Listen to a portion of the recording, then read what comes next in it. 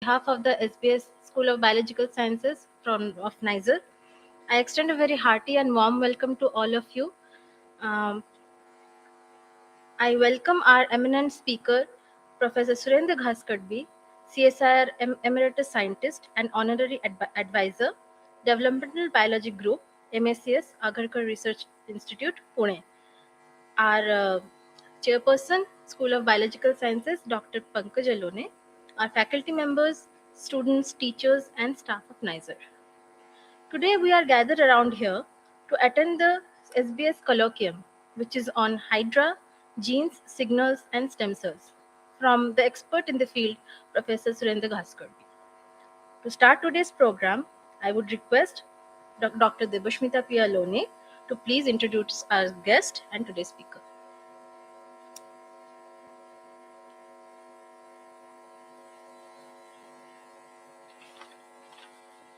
Good afternoon, everybody. Good afternoon. Are you sleepy? No? Okay. Good afternoon, students. Okay.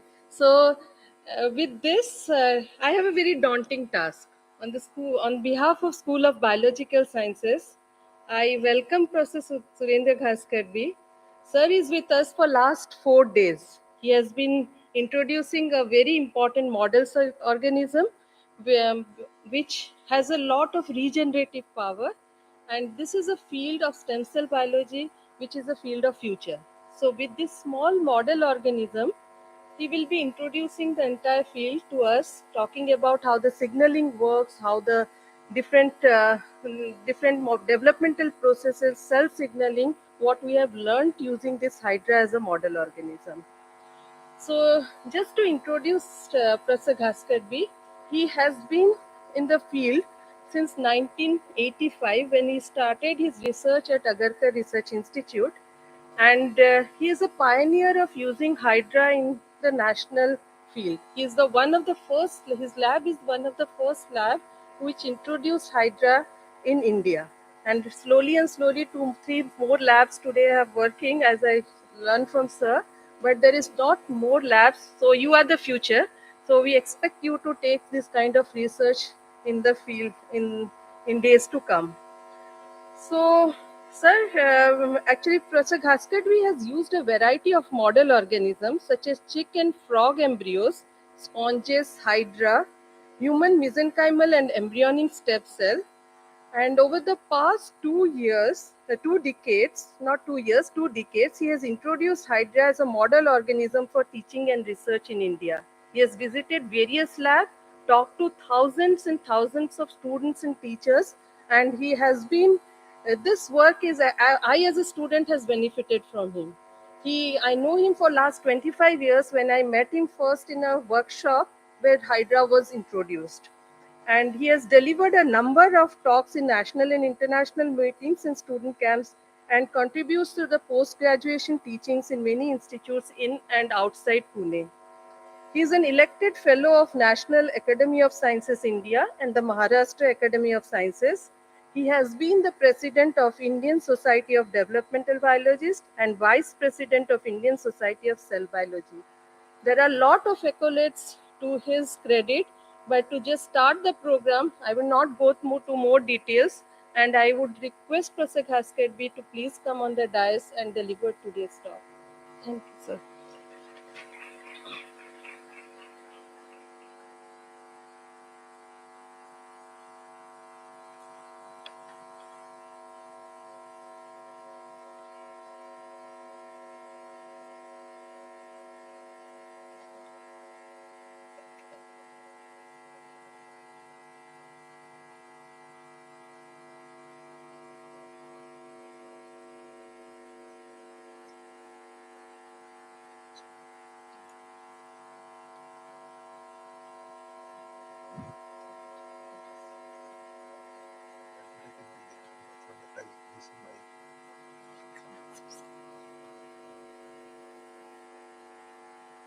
Can you hear me? Good afternoon. It's a pleasure to be here. I've been here for 3-4 days, and I've given a couple of talks in different fora. Today I'm here to give the colloquium of the School of Biological Sciences. And I thank Dr. Pankaj, the chairperson and other faculty of Biological Sciences School for inviting me here. I'm going to talk about an organism called Hydra, which you see here, and I'll tell you some peculiarities of Hydra and how this organism can be useful for biological research over the next 40-45 minutes. So this is the organism I am talking about. This is a live Hydra in the lab. It is about 1.5 centimeters long when extended. It has an oral end and an aboral end, and it usually reproduces by budding. But I'll tell you how it got its name. See, if you take a Hydra and take a small cut, vertical cut here, uh, for example, if you think this is a Hydra, and if you take a small vertical cut with a blade here, it develops two heads. If you take another cut perpendicular to the first one, it will develop four heads. So it becomes a multi-headed organism. And that is part of its regenerative capacity. And there happens to be a multi-headed monster in Greek mythology, which is known as Hydra. And you can see King Hercules trying to kill the monster here. So Hydra actually picks up its name from this monster. Although, as I always mention, Hydra, there is nothing monstrous about Hydra. It's a nice, delicate organism, and it has a lot of biological peculiarities that can be used by scientists to study basic mechanisms of biological processes. Just to put things in perspective, and I know that some of the students are from botany, so I will try to make it as simple as possible. If you look at the evolution of animals, so this is the common ancestor of protist of the metazoans, and you have fungi, plants evolving here. After that, about 900 million years ago, the first multicellular organisms developed, and the first phylum of multicellular organisms is Porifera, as you know, to which sponges belong. After that, evolved the phylum called Nidaria or coelentrates, to which Hydra, jellyfish, corals, all these organisms belong. So sponge is it has a very simple organization. In fact, it lacks an organization. It's a very poorly organized tissue. I'm not talking about a rocky sponge. This is the live sponge I'm talking about. So this is very poorly organized, and you can easily separate the cells of a sponge. Usually sponge cells feed by phagocytosis. They do not have a nervous system. In fact, they do not have even neurons. They pick up food particles by phagocytosis from the water that flows through the canals. However, at this point, between the evolution of the poriferans and the Nidarians, you can see the appearance of the nerve cells. So our brain is full of neurons or nerve cells and glial cells. So nerve cells appeared in evolution for the first time somewhere here, about 800 million years ago. So Nidarians are the first group of animals which have neurons, true neurons. As a result of which, in organisms like Hydra, these neurons are spread all over its body and they form a kind of nerve net. And that is the nervous system of Hydra. It is diffused all over the body of the Hydra. But because it has a nervous system in the form of nerve net, it has sensory organs and so on, now it can actually start feeding actively. So when sponge cells pick up particles by phagocytosis, it is kind of passive feeding in the sense that they pick up the food particles only when they come in contact with them. However, in case of Hydra, they actually sense the prey because they have a nervous system. They can paralyze the prey and put it in its mouth. So it is active feeding for the first time in animal evolution, and this is considered to be one of the 10 major steps in animal evolution, because actively seeking for food from nature and using it for its own growth and survival and growth and reproduction is a really major step in evolution. So we are talking about an organism which evolved millions of years ago, and then you have more complex organisms here, including bilaterals. That means we have a bilateral axis. So this organism became known to science sometime in the late 18th century, first half of the 18th century, because of a scientist, Abraham Tremblay. So Abraham Tremblay was actually a mathematician interested in infinity. But his hobby was to go and collect aquatic insects. So he used to do so-called field work. It was his hobby. Every evening he used to go and collect some insects. And at one point in time, he found that when he collected some water in his vials, he found some strange floating white tubes in that water. And these are the tubes, and these turned out to be Hydra. So that was the first time that Tremblay found such animals. Nobody knew such animals. And then he used to actually show them to several students and all that. There were no proper schools then, but these are some royal kids who used to come to Tremblay to look at insects. So he showed them the Hydra for the first time. Uh, it was also the first time ever that an aquatic organism was actually brought to the laboratory, was maintained successfully in the laboratory, and Tremblay also used it for experiments. Not only that, because of the strange nature of this organism, he sent it to several scientists in Europe, in and around Europe, by the postal system, which was unheard of for an aquatic organism. People were using terrestrial animals like insects, mice, and so on, frogs in the lab, but aquatic animals were always studied at the source of their, either go to the pond or the sea and so on. But this was the first time he could bring it to the lab, and obviously that was a great advantage for carrying out experiments under laboratory or controlled conditions. In Tremblay's word, he on 25th of November 1740, he cut a Hydra polyp. So Hydra is in the form of a polyp. It doesn't go to the Medusa stage. So he took a Hydra and cut it with a sharp blade in the middle. And to his amazement, he found that the two pieces regenerated fully. So one Hydra became two. When he cut them into more than two pieces, all of them regenerated into the new Hydra. And uh, till then, people thought that only plants have the capacity of regeneration, but this was the first time that an animal was demonstrated to regenerate. And it really caught the imagination of people, and people thought that it's a very strange organism. People started visiting Tremblay to look at this particular polyp, which came to be known as Tremblay's polyp. And it became a fashion to visit him. And, it spread, the news spread, and common public came to know about it. And even some artists came out with a special supplement dedicated to Hydra. And there were many Hydra figures shown as human dancing figures and so on. So you can imagine it came all in the newspapers, although there were no TV then. If the media was like today, then I think there would have been no space for the politicians, only Hydra, Hydra, Hydra.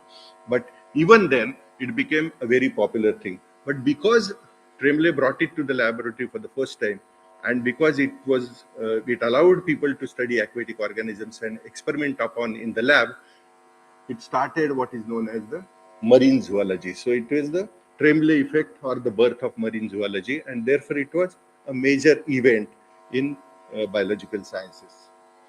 These are some of the Hydra in the lab. Just before leaving, I took some pictures with my mobile.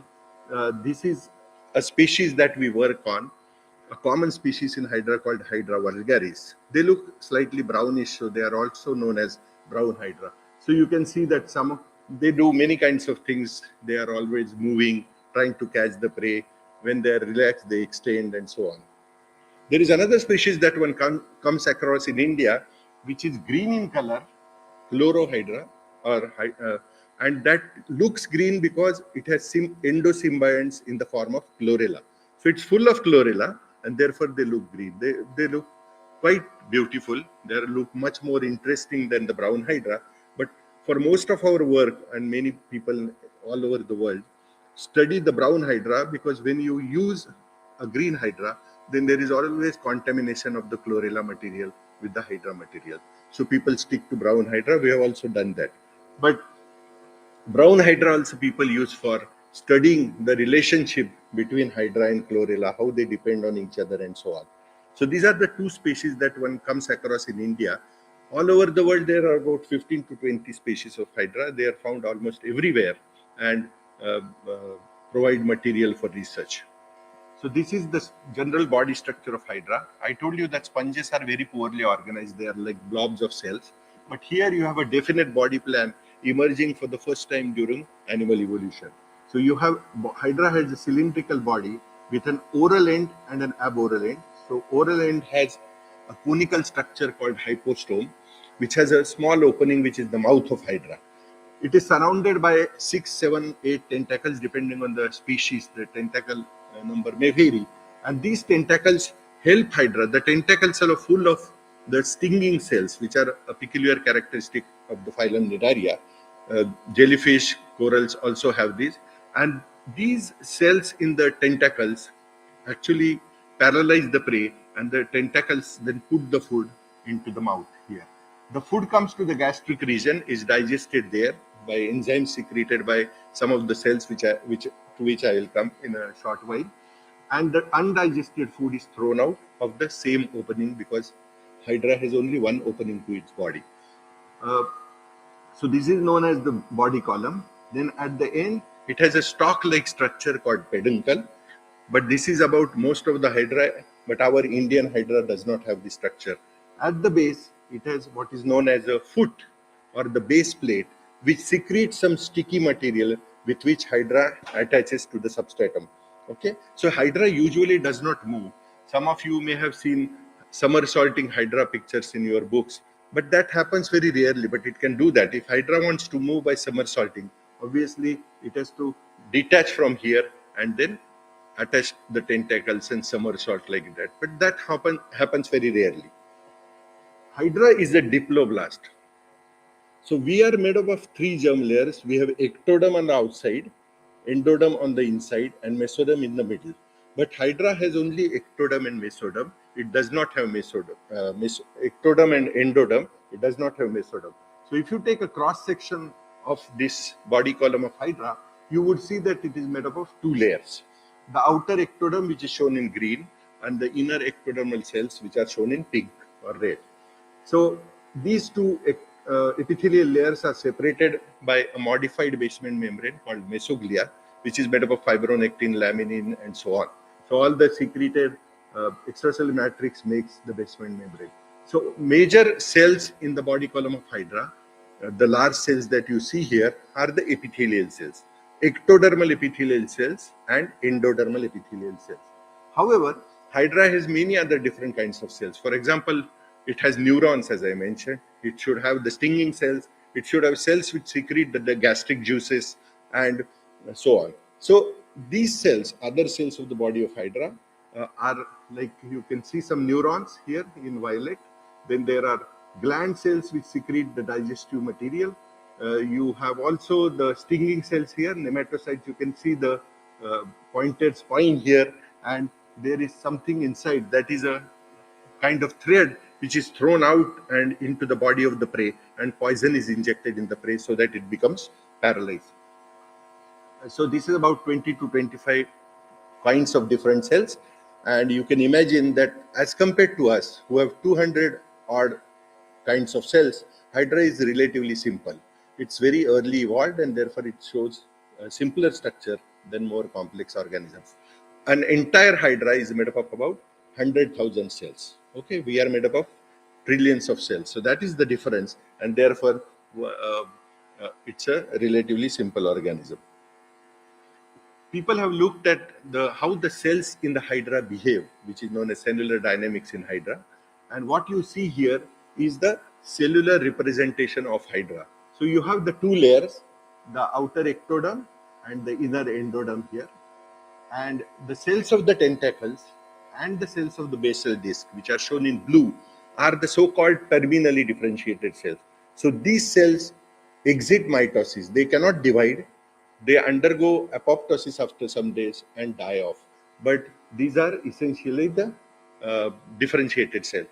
The yellow cells here are still undergoing mitosis, although they carry out functions of differentiated cells. They still undergo mitosis. So people have labeled individual cells in the entire body column of Hydra and traced their movement. And they find that the cells in the middle of the body column, which contains certain stem cells, to which I'll come in a little while, they migrate towards the 2 extremities. So if this is Hydra, the cells in the body column here continuously divide and they migrate towards the two extremities. As they migrate, they also undergo differentiation and give rise to different types of cells that I mentioned just a little while earlier. And after about 20 days, as you can see here, if you look at the red arrows and red numbers, you will see that that much time they take to migrate. So in about 20 days, they tend to reach the extremities of the body, either the oral end or the aboral end, and then they undergo programmed cell death or apoptosis and are sloughed off from the body. As a result of which, the entire body of Hydra, except the two extremities like tentacles and basal disc, cells are continuously being renewed. Okay, and therefore Hydra is considered to be a potential immortal organism. It does not go organismal aging. Any cell at any given time in Hydra cannot be more than 20 days old. So I have Hydra in the lab. One Hydra which I collected in the year 2000 from Botany Department of Pune University. I have the clones of that Hydra till today. So last 22 years, I have been using clones of the same polyp that I collected. But none of them seem to have died. I have never seen die. Nobody has seen a Hydra dying a natural death as an organism, but its cells continuously die and are renewed. So these cells, except for the epithelial cells as well as the other cell types in Hydra are the progeny of the stem cells. So for those who are not very familiar with stem cells, I'll just quickly define stem cells. So a stem cell, stem, the name comes from botany because they have tremendous capacity of regeneration. A stem cell is a cell which should have at least two basic characteristics. One is that it can self-renew. You can see here that it can undergo division continuously, in an unlimited fashion. The other characteristic of the stem cell is that it has the capacity to differentiate into some other cell type. So there are some stem cells which can form either cell A or cell B or cell C. So multiple types of progeny can arise from stem cells. So a stem cell by definition must be able to self-renew and should be able to differentiate at least into one, two or different kinds of progeny. Okay, this is the definition. To clarify this further, I have taken the example of the blood cells in our body which reside in the bone marrow. So our main stem cell pool for the blood cells is in the bone marrow, and you can see that if this is the bone marrow stem cell, which is known as hematopoietic stem cell. Our blood system is hematopoietic system, and all those blood cells arise from these hematopoietic stem cells. They reside in our bones, right? And then these stem cells give rise to various different kinds of blood cells in our body: lymphocytes, erythrocytes, platelets, and so on. So all these arise from the hematopoietic stem cells. But what I would like you to notice is that on one hand, this can self-renew all the time. In fact, this arrow shows you that the cells can self-renew. Any stem cell, if you have to depict, you have to show that arrow to show that it can self-renew itself. And when it doesn't directly differentiate into, let's say, a lymphocyte or a platelet, but it undergoes several steps of differentiation. So it is a very gradual, regulated process wherein you get different kinds of precursors. So you can see 1, 2, 3 steps by which you finally get the differentiated cell. And what is important to note is that every time a change takes place in the stem cell as it advances further for differentiation, there will be a change in each and every of these cells as to which genes are expressed, right? And the regulation of this expression of genes is by certain signals which are from outside. So it is a very tightly regulated process, and anything that goes, if something goes wrong here, then obviously the differentiation will be faulty. Only these differentiated cells or mature cells, as it is put there, come into the bloodstream. You don't find bone marrow cells normally in our blood. It is only in case of certain blood cancers that you see it here. And that is why bone marrow transplantation is done in those patients, because you have to supply the patient with fresh stem cells because his own cells are probably damaged or undergoing malignant transformation. Have you followed the stem cell definition? And yeah, so important thing to remember is that a stem cell will not immediately become a differentiated cell. Often many steps are involved. Every step is regulated by specific signals from neighboring cells. So Hydra also has certain types of stem cells. This is the picture I showed you earlier. So all the yellow cells here, which are essentially the epithelial cells, come from epithelial stem cell populations. So there are two epithelial stem cell populations. One is the ectodermal stem cell population, the other is the endodermal stem cell population, which give rise to the respective epithelia. So these yellow cells are ectodermal and endodermal epithelial cells, but they can undergo mitosis. So while on one hand they carry out the function of epithelia, they can also divide. This is very unlike our cells, which are differentiated. When our cells differentiate, they exit mitosis. They cannot divide. Okay, but in this case, these cells can divide as well as carry out functions of somatic cells. So in a way, we are probably looking at a step in evolution of stem cells. So they have not perfected themselves yet. These cells cycle in about 3 to 4 days, and if they differentiate terminally, like in the tentacles of the foot basal disc, then they cannot divide. Okay, only the yellow cells can divide. So these are the two stem cell populations which are responsible for the epithelial part of the Hydra. But other than epithelia, I told you that there are many different kinds of cells. So Hydra has sensory neurons, ganglionic neurons. Okay, it has 4 different kinds of stinging cells or nematocytes. It has mucus cells and gland cells, which are required for enzymes and certain other functions. But interestingly, although Hydra usually reproduces asexually by budding, if conditions become unfavorable, Hydra can go for sexual reproduction. In which case, a Hydra polyp can develop an ovary and a testis on its body, and gametes are formed and external fertilization takes place. There are some species of Hydra which have male gametes and female gametes. The fertilization obviously is external. But interestingly, if need be, if the Hydra decides to go for sexual reproduction, eye cells only give rise to the gametes also. So these are truly multipotent stem cells which can give rise to all different cell types of Hydra other than the epithelia. And these renew themselves very fast because they have to produce many number of cells. So they renew in about 1.5 days as against to these relatively slowly dividing cells. People are interested, therefore, in studying stem cells in Hydra. Hydra has a tremendous capacity of regeneration, to which I'll come slightly in the next slide probably.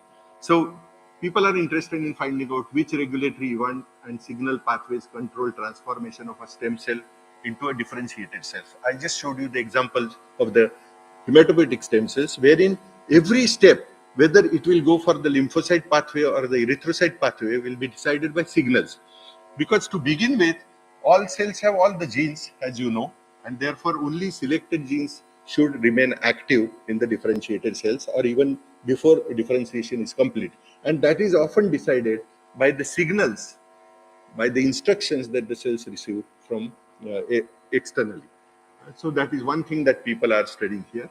The other thing is how stem cells in the basal metasome, since it's very early in evolution, it is known as a basal metasome, differ from stem cells in bilateria, because these differences and similarities will be very important to know if we want to understand Hydra regeneration and apply that knowledge, for example, in regenerating organs in vitro, for example, right? Why do people study regeneration? Firstly, a person like me studies regeneration out of scientific curiosity, but it has also applications, and these are not easy to immediately apply to higher organisms, but there are possible applications wherein can you use the tricks that a Hydra or a planarian uses for its regeneration to expand stem cell population in vitro. I'm not talking about regeneration of my hand here. So, but certainly there would be certain molecules common that knowledge could be used for higher organisms.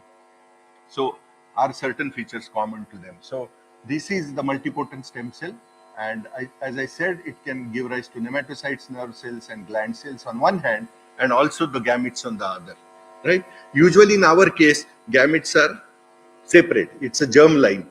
It's separate than the somatic line, but here you see that the same stem cell can give rise to somatic cells as well as gametes. So the other peculiarity of Hydra, which makes it very endearing to biologists, is regeneration. And this is what Remle demonstrated in 1744, long time back.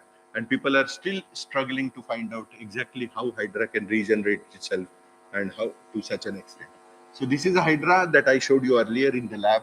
When we cut it into 3 pieces, you will see that the top piece, which has lost the other half, develops a foot. Okay, the bottom piece develops a head, and the middle piece develops both head and foot. So the middle piece takes a little longer than the other pieces to regenerate fully because it has to probably develop both the tissues. So these develop, the extremities develop the remaining, the lost parts in 3 days. The middle piece develops in about 5 days. Okay, so there have been a lot of studies on Hydra regeneration, and in the next slide there is a summary of Hydra regeneration. I'll just quickly go through this slide. So if you cut a Hydra, as I said, you will get regeneration of foot in the top piece, regeneration of the head in the bottom piece. What I would like you to notice is that the regeneration has happened, but Hydra have not grown in size to the original size. Okay, so these are small Hydra. Essentially, they are complete in structure, but there is no growth. So you get 2 smaller Hydra from a normal cut Hydra. So in case of Hydra, you don't need cell proliferation to begin with. And this kind of regeneration is known as morphallaxis. Okay, this regeneration is different from the regeneration of reptiles and amphibians. In case of reptiles and amphibians, tail and foot regeneration, if you cut the foot here, then what happens is cells at the cut part first would undergo wound healing, right? That is the first thing that has to be done. The wound has to be closed so that no infection occurs. Then the cells here will undergo what is known as de-differentiation, because the cells which are differentiated cannot undergo mitosis.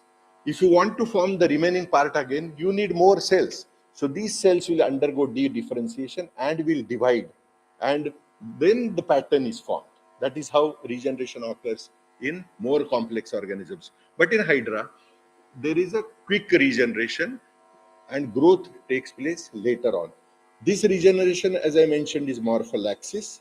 The other type of regeneration wherein you need de-differentiation and blastema formation is known as epimorphosis. So these are the 2 types of regeneration that one comes across in the animal kingdom. Now I also showed you that one can cut the Hydra into 3 pieces, and if you take the middle piece, it will regenerate both the lost head and the lost foot. But it so happens, and people have seen it again and again, have centrifuged the middle piece, shaken it and so on, but the head always regenerates on the side where the original head is present, and the foot always regenerates on the side where the original foot is present.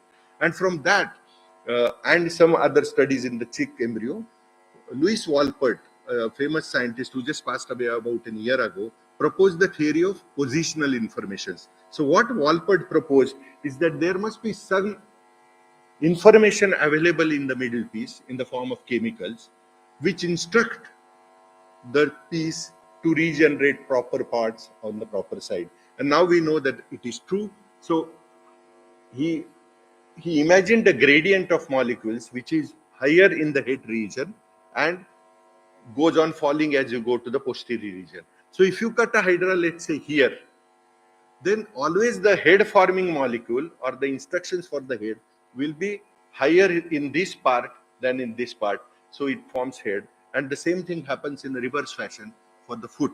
And therefore, there is gradients of molecules and positional information. So positional information means these cells here actually perceive their position depending on what chemical they are exposed to. And that's why the foot is never formed on the side where the head was formed. It is always formed at the right side. You can also have a small Hydra, as I said, because it is morphallaxis. You take a small piece, you get a small Hydra. It starts feeding, and then the normal size will take up. Recently, this slide is a little old. Recently, people have actually separated individual cells of Hydra by using EDTA and trypsin. And if you get a single cell suspension, you can pellet those cells down in a tube, and this pellet gives out a new hydra. So the entire pellet will regenerate into a hydra. And people have tried to do it with less and less number of cells, and the smallest pellet with which a hydra can be formed is just 100 cells. But these must have all the 3 stem cell populations, right? But imagine a 100,000 cells hydra can be produced from just 100 cells. So that kind of regeneration ability it has. I just might mention that I told you that there are certain gradients here which decide the polarity, oral and aboral polarity. So what happens in the pellet? It has been found by scientists that in this pellet, certain groups of cells start expressing a molecule called Wnt. You are probably aware about the Wnt pathway. And wherever these cells, a group of cells which strongly expresses Wnt, that becomes the future head. Once the head is formed, everything else falls in place. Okay.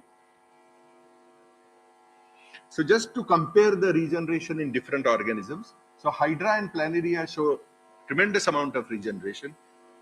While Hydra can regenerate from a pellet, in a planarian you can make 256 pieces of a single planarian. All of them will become new planaria. And also, as I said, there is regenerating capacity in reptiles and amphibians. We have lost the capacity of regeneration. We can regenerate liver to some extent and perhaps pancreas also. But generally people believe that regeneration is a risky phenomenon in the sense that for regeneration, cells will have to undergo differentiation, enter mitosis again, and then there is always a chance that a control of mitosis is not proper and tumor formation can take place. So there is a big school of thought which thinks that it's a trade-off between carcinogenesis and capacity of regeneration. So we have lost the capacity of regeneration, and therefore I mentioned earlier that we can use you can use tricks from such organisms at least to expand stem cell population in vitro, if not in vivo. Because putting stem cell therapy is a risky proposition. You are not always sure how a stem cell will live inside the body of an organism. So in case of Hydra, you will see here, it's a very straightforward regeneration. Only 2 steps. One is wound healing, which is shown in green, and then differentiation of cells. If you go to Planaria, one more step is added, wherein you have wound healing, blastema formation. So it is a structure which comes after wound, and then it adds up new cells. This is followed by differentiation. While in case of higher vertebrates, it is much more complex. You have a wound healing first, then de-differentiation, as I said, because new cells need to be formed, blastema formation, and then followed by differentiation. So regeneration also has evolved, and as it has evolved, it has become more and more restricted, and that is why we cannot regenerate most of our organs. Okay, now I will come to another aspect of hydrobiology, which is very relevant to understanding basic biological phenomena. This is a scientist, Ethel Brown Harvey, who did a very amazing experiment in 1909, over 100 years ago. I showed you a picture of Hydra. Hydra is very tiny. It's a perhaps 2 millimeter diameter tube, about a centimeter and a half long. And what Ethel Brown did was, she took a piece from just below the hypostome from one Hydra. These are with live Hydra, okay? And she transplanted it onto another Hydra. To her amazement, after a certain time, she found that this piece induced a new axis. Okay, you follow this experiment, I'll explain it to you. So what is happening now is that she is putting a group of cells from the top of one Hydra onto the middle of another Hydra. Now this middle of another Hydra is actually the cells form the body column. However, because these new cells send it new instructions, they convert themselves into a new axis, a new head, right? So the instructions come from this small group of cells. They change the fate of these cells, as a result of which a new Hydra, a new axis is formed. That means very, very important instructions come from this, and this group of cells can organize a new axis, and therefore it is known as an organizer. Okay, this was done sometime in 1909. And imagine in 1909 the kind of lenses she had. She had no fancy equipment. She used her hair to cut Hydra and transplant pieces from one to another. Very, very challenging experiments. So just to summarize her work, if she took piece from the hypostome, she got induction of axis in the middle of the Hydra at the recipient, uh, the host Hydra. If she took a piece from the basal disc, again she got induction of axis, but in a reverse direction. So here you can see that the head develops first. Here you can see that the foot develops first. When she mixed the two pieces, or subsequent workers mixed the two pieces, then they sort of titrated each other out, and nothing much happened. So one is for head formation, the other is for foot formation. They sort of cancel each other out, and therefore you don't get any induction. If you do the same experiment, but with the transplant close to the original head, imagine myself as a Hydra, you do a transplant here, another Hydra will come up. But if you do a transplant here, you don't get any induction, and that is why now people believe that once a head is formed, another head cannot form. This is a very important principle because our organ systems, fingers, hands, legs, ears, nose, they are there present in definite numbers. I'm not talking about exceptions like Ravan, who obviously did not have head inhibitor, so went on having 10 heads, right? But here, because head inhibitor is there, you do not have any induction. But you just do the transplant a little away from the existing head, you do get induction. But another interesting experiment was done. The head of the host was cut, and then the transplant was done near the head. And now you get a Hydra with two heads. How do you get two heads? The cut head regenerates because that is the normal regenerative ability of the Hydra. The second one is induced in the short time that the first head was cut and head inhibitor was absent. So that's how you get that. So basically you have head activators and head inhibitors, and these kinds of organizers are also important in our own development. So organizers form and disappear, and they are responsible for development of pattern in our body. So these things, please remember, this organism Hydra is at least 60 million years old.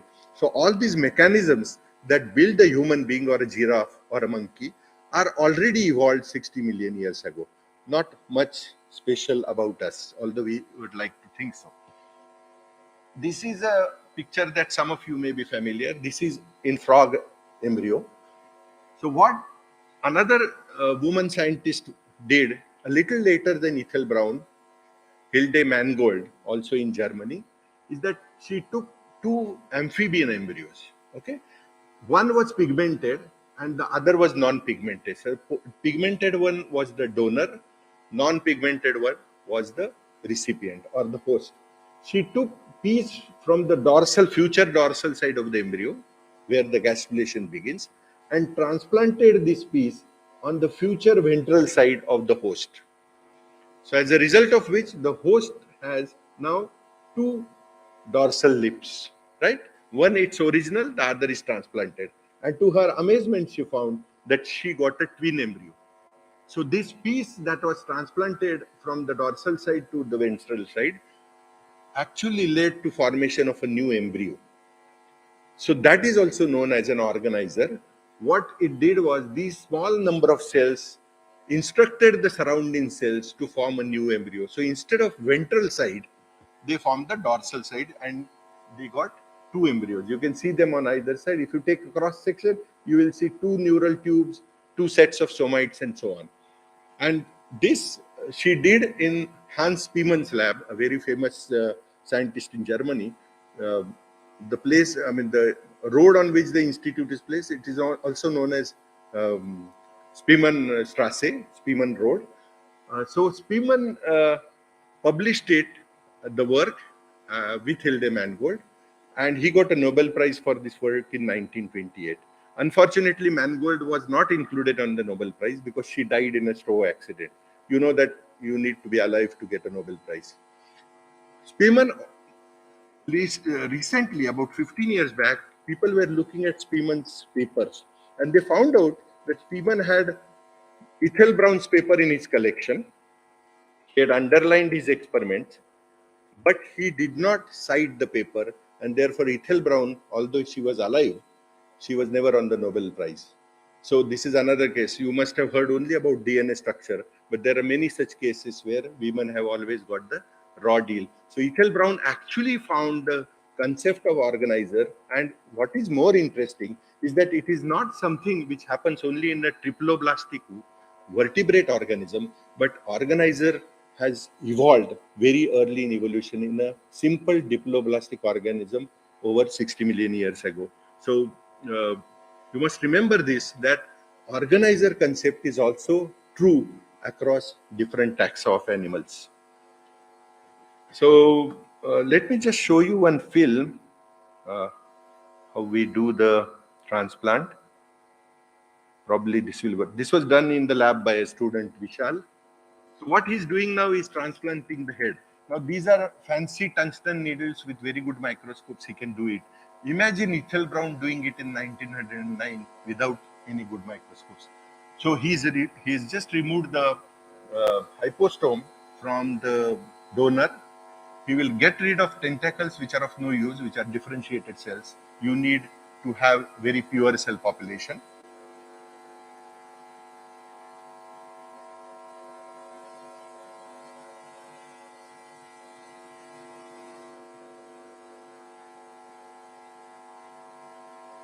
And once you get used to it, you can do many such things. Vishal was very good at it. When you see it for the first time, you think that it's very, very difficult.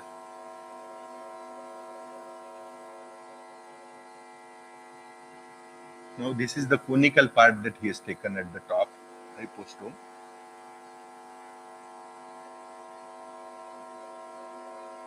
And he's going to transplant it on a host now. You will see a host there, happily floating around. You can see the tentacles of the host. Can you see this? So tentacles have very few cells, so you can see it's like a bead, right? This is the host. This piece is going to be transplanted here, but probably he'll clean it further because you see some attached material there.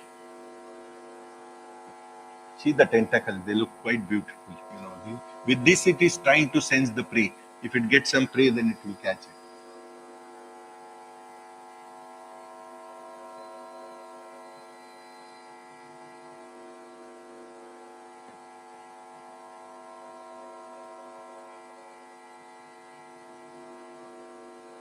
This is the host. As soon as it senses the needle, it will contract. It has contracted. So Vishal makes a hole. Can you see the hole?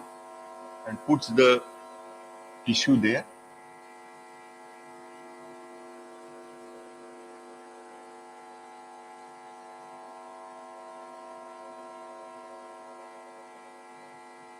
It sticks there, and that's it. So once it is done, it's quite easy. So now this will develop a new axis after a certain time. We have done experiments of such transplant between a green hydra and a brown hydra, and they don't accept each other. If you put a green piece on a brown hydra, it will spit it out immediately. So they have non-self recognition, which is of course also present in the sponges. If you mix red and green sponge together, the cells will sort themselves out. That is how our organs also remain separate. Cell sorting is an important aspect of development. So we sometimes get very spectacular phenotypes because of this. Sometimes we get hydra like, usually you don't get like this. This is a hydra. I'm not trying to show you the sort of double hydra here.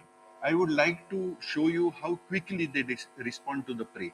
So in nature, they feed on Daphnia, Cyclops, and such organisms in fresh water. But in lab all over the world, we feed them with Artemia larvae. Artemia are sea water animals. You get cysts. They are used also to feed fish seed, for example. Okay, and if you hatch them out in artificial seawater, then small larvae come out. These larvae float, and the hydra tentacle senses them and eats them. Hydra needs live food. It doesn't eat anything that is not mobile. So some food will supply from the left hand side, and you can then see how quickly both of them try to gobble it. Not gobble it, at least catch it, because gobbling will take some more time.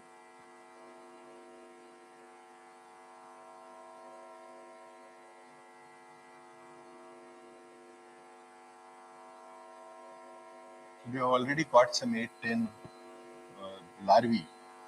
In the lab, we can control how many hydra we can grow by giving them food. So if more food, they will give out more buds, and vice versa. So now, once they catch them, now they are paralyzed because of the injection of the poison, and they will slowly then put it in its mouth. It will be digested. We feed them about twice a week and then clean the dishes. So they go on feeding. I mean, they don't know how to stop. They are somewhat like me. Okay, so from whatever we have done, and many, I mean, others have done, what we see another very peculiar aspect is that the large number of genes that encode various proteins in Hydra show similarity with vertebrate genes, including human genes, more similar to our genes rather than to Drosophila, Sinorhabditis, and so on. So that is a puzzle that is yet to be solved. Hydra genes and proteins show tremendous amount of similarity with vertebrate counterparts. These include genes encoding transcription factors, cell signaling molecules, DNA repair genes, and so on. So Hydra has a relatively big genome. It's almost half as big as the human genome. It's heavily AT rich and difficult. It's difficult to, because of that, it's difficult to clone Hydra genes. But of course, slightly difficult. But with all this technology today, one can do it. But these show a lot of similarity with higher organisms. So this obviously shows that the genes, the basic genetic toolkit, as people call it, evolved millions of years ago, and that is being used to build organisms of more and more complex structures. Various proteins sometimes function the same, sometimes carry out the same function in different organisms. Sometimes genes in Hydra carry out very different functions. I'm not going to go into our own work or data, but I'll just give you one example. We have found that Hydra has a Vgf signaling pathway, vascular endothelial growth factor, and a vascular endothelial growth factor receptor, both are present in Hydra. We know that VGF is important for blood vessel formation, branching of nerves, and so on in higher organisms. But in Hydra, there is no blood, because blood is a mesodermal tissue. Hydra has no mesoderm. But in spite of that, Hydra has VGF receptor, and they probably function in branching. So original function of VGF could have been in branching of tentacles and so on. But now the function has been taken up. VGF does something else. Hydra also has a gene called brachyury. Brachyury is a transcription factor which is considered to be a mesodermal marker in vertebrate embryos. So wherever you want to see whether mesoderm is formed, you would look for brachyury expression. But that molecule is present in Hydra and is required for head formation. But Hydra has no mesoderm. So brachyury evolved for some different function to begin with, and then was recruited for a different function in vertebrates. You see many such cases that either the same function is retained, or some additional function is assigned, or some different function is assigned. So, but the genes are already there. Most of the genes are already there. I think I'm almost at the end. Just to show you that in 2006, the first transgenic Hydra was made. Because of its peculiar cellular dynamics, you don't get many mutants in Hydra. Doing transgenesis is also very difficult there. This is a summary of what we do in Hydra. I will not go into that for want of time. But we do various different things: pattern formation, DNA repair. These are the main two themes that we concentrate on. And over the last 22 years, we have found 5 signaling pathways in Hydra and added to the knowledge from elsewhere. Okay, so VGF, FGF, for example, then molecules like noggin and gremlin have been reported from this lab for the first time. Because of the problems in using animals, in Maharashtra at least, Hydra regeneration has been introduced as a lab, as a practical. Okay, and every time people used to demand, "Kal hamara practical hai, Hydra de do." Then we came out with a kit. We charged a little bit of amount, some 3,000 rupees, so that people are more serious about it. and we supply this kit, and many people all over the country are buying, have bought it. So this is a small contribution from our institute to employ Hydra for teaching, because with more and more restrictions for animal usage, this may be a good model system. So even school children can see regeneration. Unfortunately, the Hydra that I sent for Bhubaneswar, the post here delayed it by 48 hours, the delivery, and we only got the dead Hydra. Otherwise, I just demonstrated Hydra regeneration last week in BHU also. So it's possible, perhaps next time we can have some. You just cut it into this, wait for 3 days, and then you would get regeneration. If you want to know more about this, I was written a simple article in the magazine Resonance, which is freely downloadable, and you can read that. So these are the people who have contributed to our work. These are some of the funding agency. I think I'll stop here and take questions. Devasmita? Yeah? Okay. Yeah.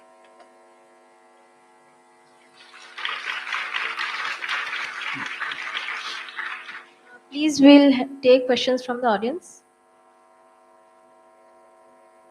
Yes.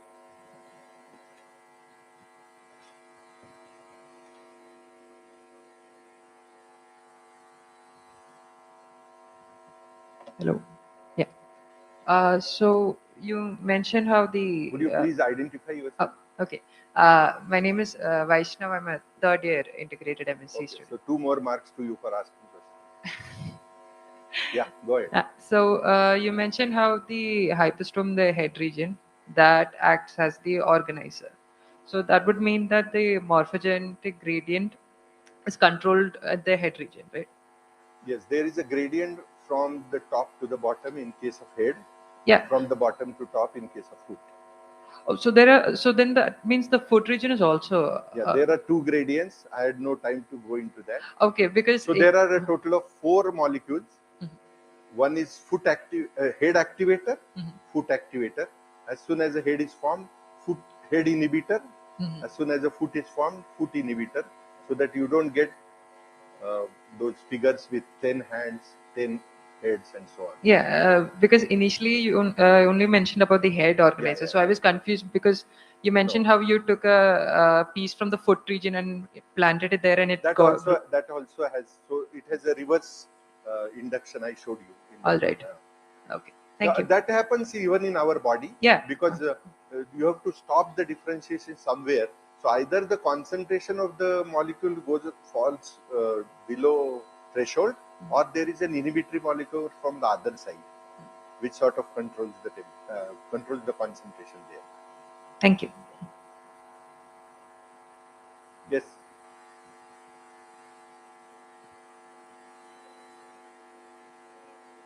Yeah, of course.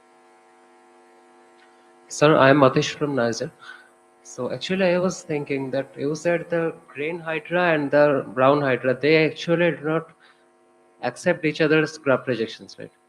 So I mean a brown hydra will accept the head from a brown hydra or something, but when it comes to humans, graft rejections is even like more specific, right?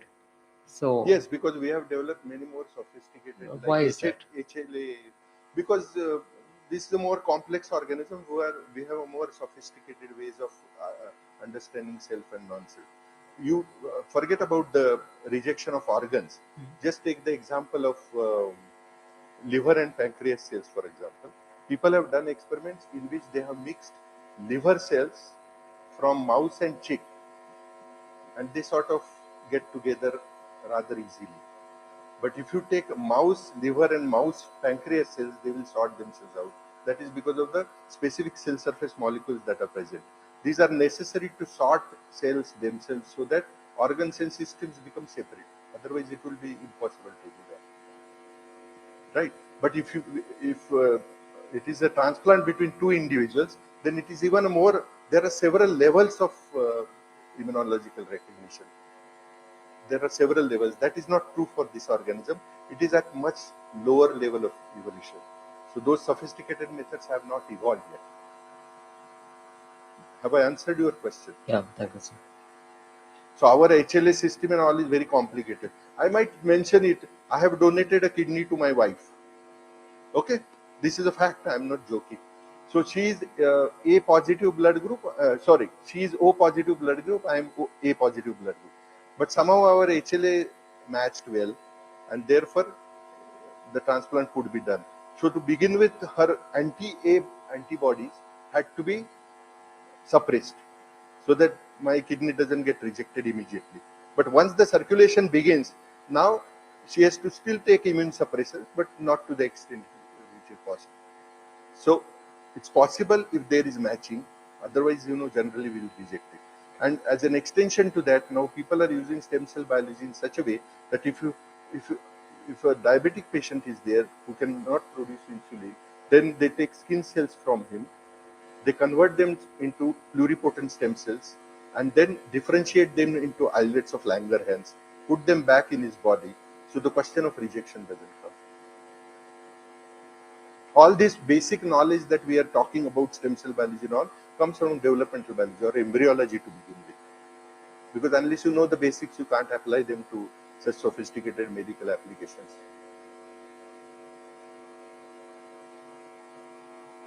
Yeah, please.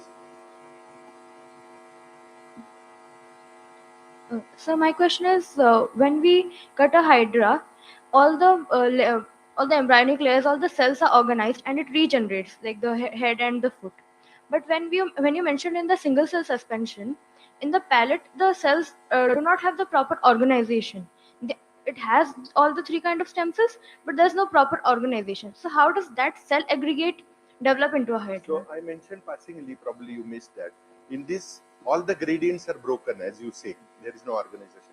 But it so happens that certain discrete groups of cells start expressing a molecule called Wnt pathway. Okay, and first initially there are 3 or 4 groups, but after some time only one of them continues to express Wnt, others switch it off. Those cells become head of Hydra. Once head is formed, everything falls in place. We don't know how, but that is how it forms in a pellet, where everything is disturbed. That's absolutely a valid question, and that's how actually Wnt pathway was discovered in Hydra in the year 2000.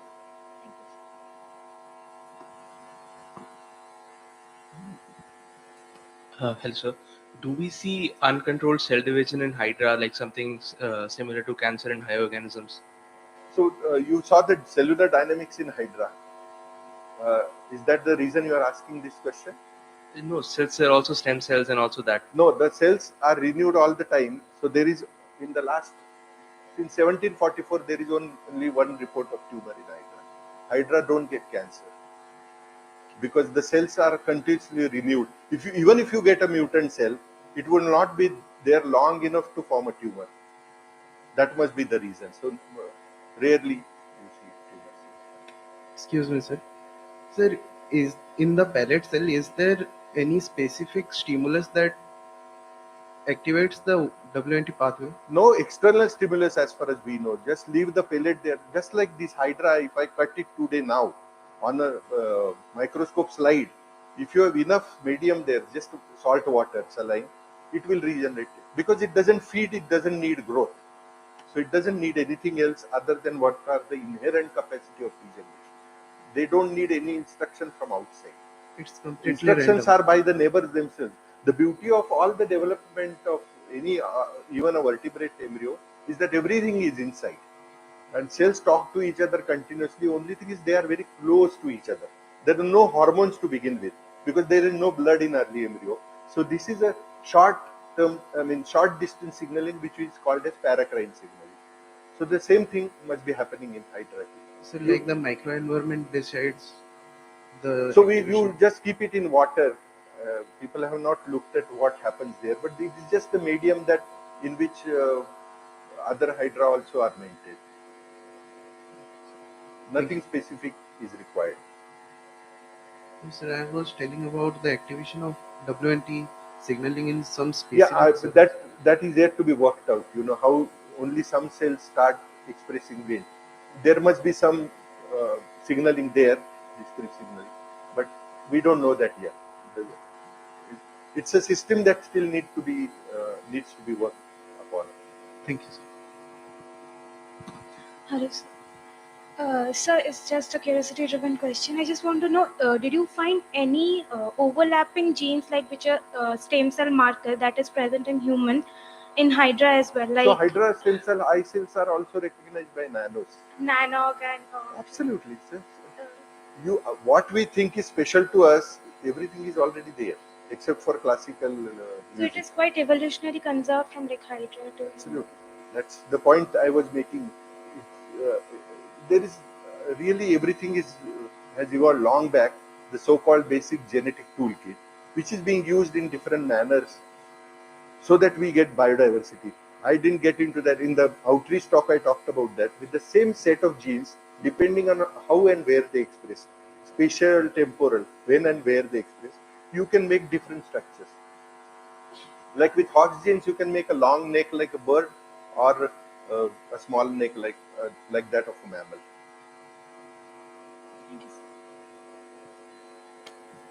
Anyone else? Yeah, here. No, others may not be able to listen to hear you. So, although I heard you talking the day before yesterday, still one question just Sure. came in my mind. You told that the head pieces and the tail pieces, if you Foot. cut them, if you cut them, they grow. Okay, there are. No. If you take only the head Huh, or only the foot, they will not grow. they will not regenerate because they don't have stem cells. They are almost terminal Yeah. differentiated. So you Other also, than extremities, everything else can regenerate. so you told also that these cells, when you cut or mix, single cell pellet form also, you told that they cannot grow the epithelium, right? No, they can grow everything. Epithelium also. Yeah. So do they It is need the mostly eye full, cells? It is mostly full of epithelial stem cells only. Okay. But there has to be some eye cells, Hmm. the third stem cell population, so that you get neurons, nematocytes, and so on. Otherwise, you would get only epithelia, which would not be a organism. And the head inhibitor and the foot inhibitor, do you know them, their No, property? they are not yet identified. Only the head activator. Wind we know. Others still the jury is out. People are fighting. This must be. And the proteome from these regions? It's worked upon, but see. Is there any the difference? problem here is that you can't do knockouts, knockdowns, mutants. So it's a little tough to work with that. Especially if you have worked with Drosophila, you would never touch it because it will take 10 times more time to do this experiment. So very difficult to work, very difficult to do perturbation experiments at the genetic level. Chemicals, of course, we can do. Okay, thank you.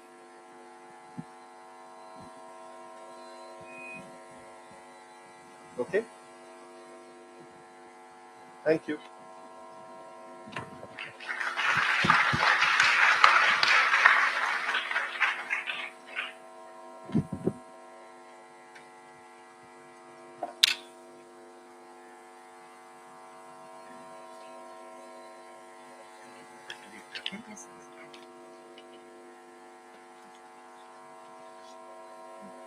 Thank you so much, sir. Thank you, students. So now I will request Dr. Debashmita Pialone to please give the vote of thanks and conclude today's session. On behalf of School of Biological Sciences, I actually thank, it's my privilege as well as pleasure to thank Professor Surendra Ghaskadbi to come over here, spend 4 days with us. It is so much to learn from him as students, as faculty. Interacting with him itself was a great pleasure. And we will cherish that moment, sir. And thank you for being here. And I thank the chairperson, School of Biological Sciences, all the faculty members who are present here, the student and the staff. Without the audience, no talk can be completed. And a special thank to the students who have come outside NICER, the students of Cellular College. I came to know today that's the first women college in Odisha and the second women college that is from India. So thank you, students, and thank you, sirs and teachers who brought the students over here to have this talk, to witness the talk, and the students of NISA. We want you to be more interactive, but today's question was really good to hear from you out. Come down, and the first year students who are here today, please pass on the message. These talks are made for you only, right? You need to know what's evolving in the field. As sir told, human pluripotent stem cells, iPSCs, it's the future for tomorrow for any disease that we have. So please come over here for all the future talks and participate in it, and we want you to be here. Okay, this is for you. And thank you everybody, the staff and Sweta and Bala who are working on the back, and all the staff who made it possible for the auditorium to be functional so that we could all sit over here. And we have some snacks outside. Please make a queue and we'll just sever the dish. Anything, that's all, and thank you all. We'll end it over here. Thank you, please. Please. नहीं चाहिए. Yes, today